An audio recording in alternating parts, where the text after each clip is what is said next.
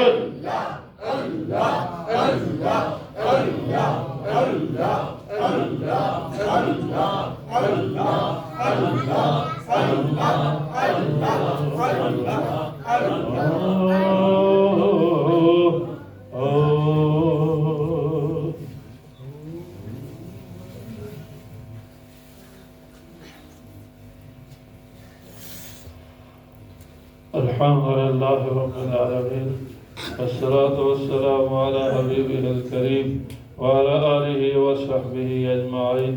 اللهم صل على محمد وعلى آل سيدنا ومولانا محمد عبدك ورسولك وصل على المؤمنين والمؤمنات والمسلمين والمسلمات. اللهم صل على محمد وعلى آل سيدنا ومولانا محمد صلاة تنجينا بها من جميع الأحوال والآفات وتقضي لنا بها جميع الحاجات وتطهرنا بها جميع السيئات وترفعنا بها عندك أعلى الدرجات وتبلغنا بها أقصى الغايات من جميع الخيرات في الحياة وبعد الممات إنك على كل شيء قدير. اے اللہ کریم، امت کے اجتماعی گناہوں کو معاف فرما، اے اللہ انفرادی گناہوں کو معاف فرما، اے اللہ عافیت کے کرم کے فیصلے فرما، رحمتوں کا نزول فرما. اے کریم اللہ وارثات و ولیات سے ہم سب کی حفاظت فرما.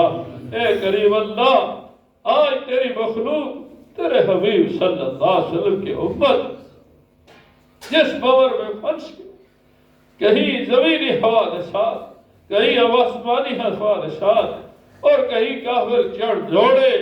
اے کریم رب، یقیناً یہ ہمارے گناہوں کی وجہ سے، یا کریم اللہ ہم سب کے گناہوں کو معاف فرما. یا اللہ اجتماعی گناہوں کو معاف فرما، اے اللہ انفرادی گناہوں کو معاف فرما. اے اللہ عافیت کے کرم کے فیصلے فرما.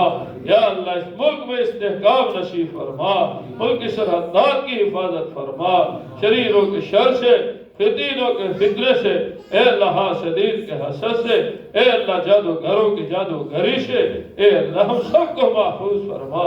اے اللہ ہمارے مدارس و مساجد کو محفوظ فرما، ہمارے گھروں اور کاروبار کو محفوظ فرما، عافیت کے کرم کے فیصلے فرما، رحمتوں کا نزول فرما. اے کریم اللہ، یہ جتنے حضرات آئے، علماء تشریف لائے، اے اللہ واب الناس آئے، بچے آئے، یا اللہ ان کے آنے کو قبول فرما، قدم قدم پہ نیکیاں عطا فرما، علماء کے فیضان کو عام فرما. یا اللہ ان کو معرفت کی دولت نصیب فرما، اپنی محبت نصیب فرما. یا کریم اللہ، جملہ حوائجات اے اللہ اپنے غیب کے خزانے سے پوری فرما. یا اللہ جو بے روزگار ہیں ان کو حلال کا روزگار نصیب فرما، جو بے ہدایت ہیں ان کو ہدایت نصیب فرما. یا اللہ جو بے اولاد ہیں ان کو نرینہ صالح اولاد عطا فرما، بے رشتوں کو خیر رحمت کے رشتے عطا فرما. یا اللہ جتنے ہمارے فوت ہو چکے دوست احباب عزیز و اقارب رشتہ دار، اے اللہ ہمارے والدین سمیت، اے اللہ ہمارے اساتذہ سمیت، ہمارے دوست ہیں سرفراز صاحب، اعجاز صاحب، ان کے والدہ اور اسی طرح سرفراز صاحب کی ساس صاحبہ اس دنیا سے رخصت ہو گئی. یا اللہ جتنے بھی عورتیں ہیں مرد ہیں قریب بعید میں، یا اللہ اس دنیا سے رخصت ہو گئے، اے اللہ سب کی قبروں کو نور سے بھر دے. اے اللہ سب کی قبروں کو جنت کے باغوں میں سے باغ بنا دے. اے اللہ بھی تیرے پاس آنے والے بہت سے پہلے بہت کی تیاری کی توفیق عطا فرما، اس جگہ کو انتہائی قبول فرما. اے کریم رب یہاں سے قرآن و سنت کے چشمے جاری فرما، حضرت مولانا اور ان کے رفقا کی اس محنت کو قبول فرما. یا اللہ مساجد و مدارس کی ضروریات، ہم سب کی ضروریات اے اللہ اپنے غیب کے خزانے سے پوری فرما. اور سب سے بڑی ضرورت یہ ہے کہ تو ہم سب سے راضی ہو جا. اے اللہ سے راضی ہو، کبر کبھی ناراض نہ ہو. موت کی سختی سے، قبر کے عذاب سے، جہنم کی آگ سے ہم سب کو محفوظ فرما. کریم اللہ خیر کی جتنی دعائیں آپ سے آپ کے پاک حبیب صلی اللہ علیہ وسلم نے مانگی، ہم وقت میں عطا فرما. جن شروع شرور سے آپ کے پاک حبیب صلی اللہ علیہ وسلم نے پناہ مانگی، اب پناہ مانگتے میں پناہ دے دے۔ انت المستعان وعلیک البلاغ ولا حول ولا قوة الا باللہ۔ صلی اللہ تعالی علی النبی الکریم وعلی آلہ وصحبہ اجمعین برحمتک یا ارحم الراحمین۔